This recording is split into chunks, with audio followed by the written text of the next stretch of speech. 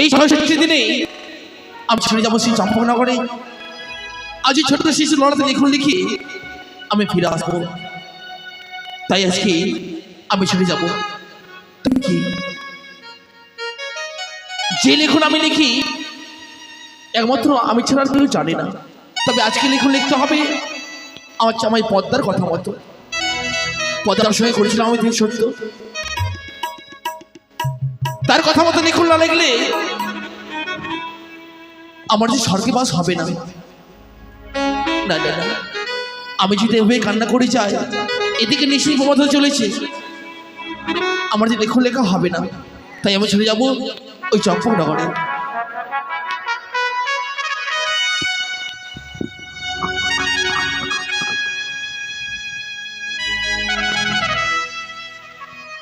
রানীমা, আজকে হচ্ছে ৬৬ দিন। এই আতর ঘরে কাউকে না কাউকে জেগে থাকতে হয়। আপনি বিশ্রাম করুন আর আমি জেগে থাকব। তাই হবে মা, আমি বিশ্রাম করি, তুমি আতর ঘুরে অপেক্ষা করো।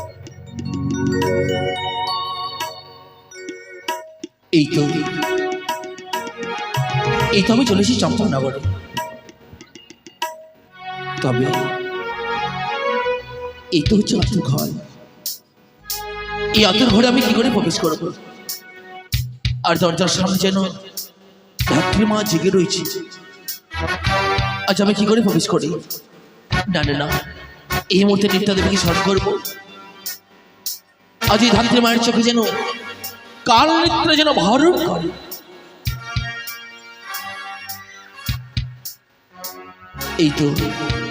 এই তো ঘুমিয়ে পড়েছি। এবার আমায় যেতে হবে এই আতুর ঘরে।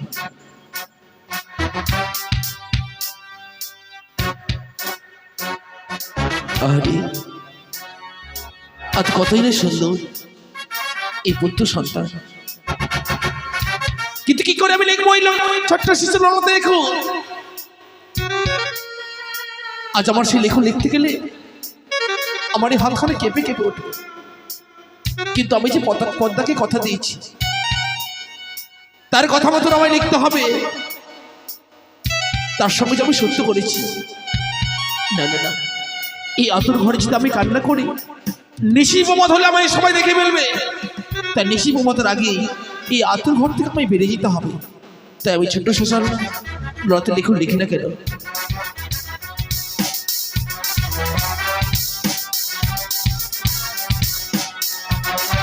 আজ আমি লিখব, ওই আমি লিখিলাম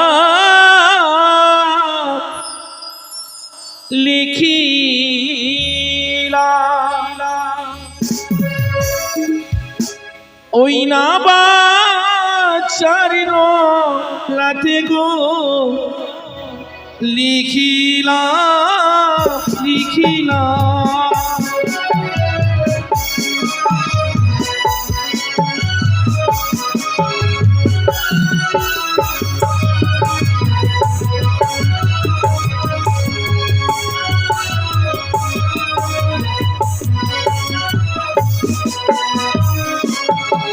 ওই যে পঞ্চম বছর বয়সে লেখাপড়া করিবে, নবম বছর বয়সে কুব্যবহার করিবে।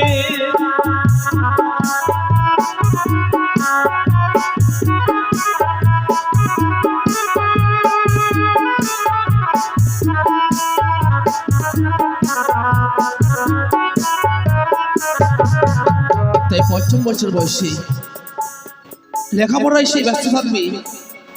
নবম বছর বয়সে তার মাইমার সঙ্গে খুব ব্যবহার করবে। তার রাইল আমি ১২টি বছর, ১১ বছর ৬ মাস ২৪ দিনে তার বিবাহ হবে। বিয়ে রাত্রে বাসর ঘরে বত্তরকাল লাগে তার মৃত্যু হবে। এই আমি লিখলাম এই ছোট্ট শিশুর রাতে। আমি লিখিলাম ওই না বাচারি রাতে গো লিখিলাম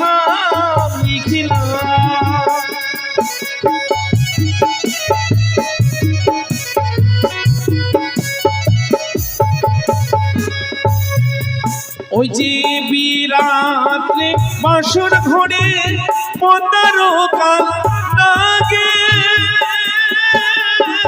মৃত্যু হবে শিশু বাসর ঘরে। তো আমি লিখতে চাইনি বাচ্চা, তবু আমায় লিখতে হলো।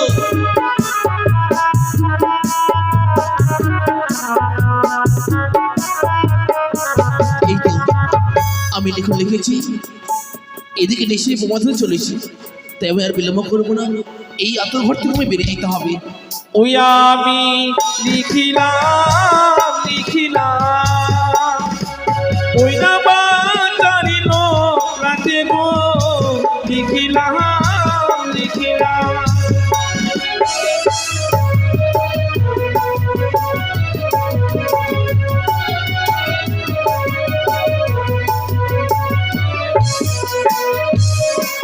তাই তো এবার আমি চলে যাই এই আতুর ঘর থেকে। কি আতর ঘরে? তবে কি চোর? না চোর? না, কি? আমি চোরই নই মা। কি তুমি? তার আগে জানতে পারি মা তোমার পরিচয়। আমি ধাত্রী মা। ধাত্রী মা? কিন্তু তুমি কে? আচ্ছা আমি কি ধাত্রী মা? তুমি চিৎকার করো না ধাত্রী মা, আমার পরিচয় আমি নিশ্চয়ই তোমায় দেবো। আমি হচ্ছি স্বয়ং বিধাতা। বিধাতা? হ্যাঁ মা। প্রণাম হয় বিধাতা। আশীর্বাদ করি দীর্ঘজীবী হও। আচ্ছা তুমি আতর ঘরে? হ্যাঁ মা, আজ এই ৬৬ষ্ঠীর দিনে এই ছোট্ট শিশু ললতা আমি লেখার জন্য ছুটে এসেছি। তুমি লিখন লিখতে এসেছিলে এই আতরে ঘরে? হ্যাঁ মা। বিধাতা গো, বলো মা। আজ এই কথা শুনে আমার এই মনের মধ্যে একটি প্রশ্ন জেগে উঠল। এমন কি প্রশ্ন মা? তবে কি আমি তোমাকে বলতে পারি? নিশ্চয়ই মা, বলো বলো মা। ও দারু,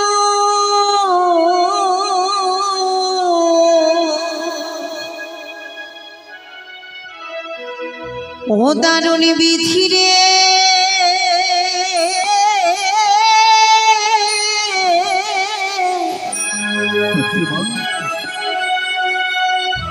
বিধি কি লিখনি লিখিলে বাছারি ললাটে। না না ধাত্রী মা, তুমি জানতে চেও না আমার কাছে তুমি জানতে চেও না। ও গো বলো বলো ও বিধাতা, বলো প্রকাশ করি দারুণ।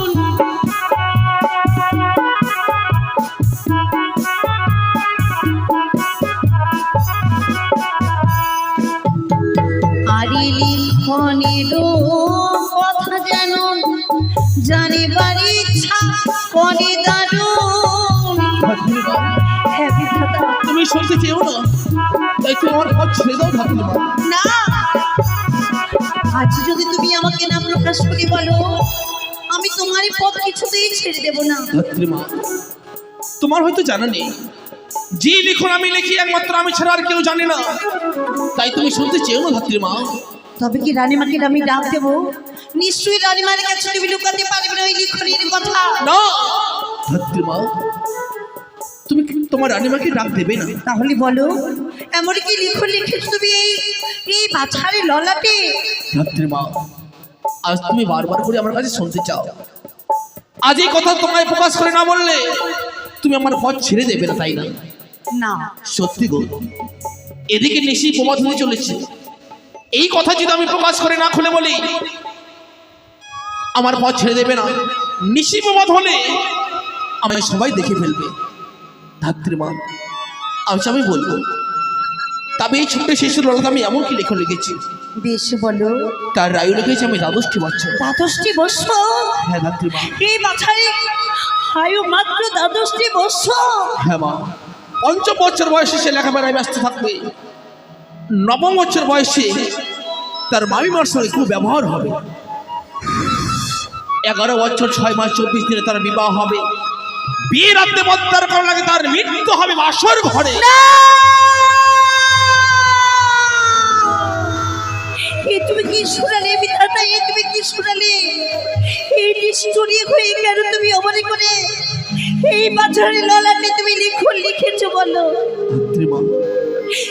একটিবারে পারো না তুমি এই লিখন আজ ফিরিয়ে নিতে?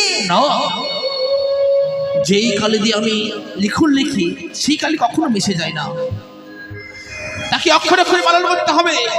তবে ধাত্রী মা, বিধাতা, যেই কথা আমি তোমায় প্রকাশ করে মুখে বলেছি, এই কথা একমাত্র তুমি আর আমি ছাড়া যেন কেউ জানতে না পারে। বিধাতা গো, রানীমাই এক এক করে 6টি পুত্র হারবারে পড়ে এই সন্তানকে নিয়ে আনলে ধরে বেঁচে থাকতে চেয়েছিল, সেই আশারে আলো আজ তুমি নিভিয়ে দিলে, নিভিয়ে দিলে তুমি। ধাত্রী মা, তবে যদি এই ছোট্ট শিশুর কোনো সতী নারীর সঙ্গে বিবাহ দিতে পারে, সে নিশ্চয়ই প্রাণ ফিরে পেতে পারে। প্রাণ ফিরে পাবে? হ্যাঁ মা, তাকে নিয়ে যদি অকুল সাগরে ভেসে যায়, তবে ধাত্রী মা, নিশি প্রমোদ চলেছে আমি চলে যাই, এই কথা তুমি কাউকে বলবে না, কেমন? না, আমি এই কথা কাউকে প্রকাশ করে বলবো না বিধাতা। কিন্তু কি করে আমি বিশ্বাস করব যে এই কথা তুমি কাউকে বলবে না?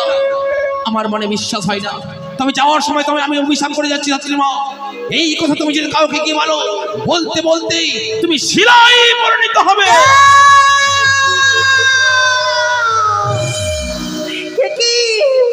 কি বলে গেল আজ বিধাতা, কি বলে গেল আমার? যেই মুহূর্তে শুনলাম এই বাছার লিখনের কথা, আজ বিধাতা যেন আমার এই মুখটা বন্ধ করে দিয়ে চলে গেল।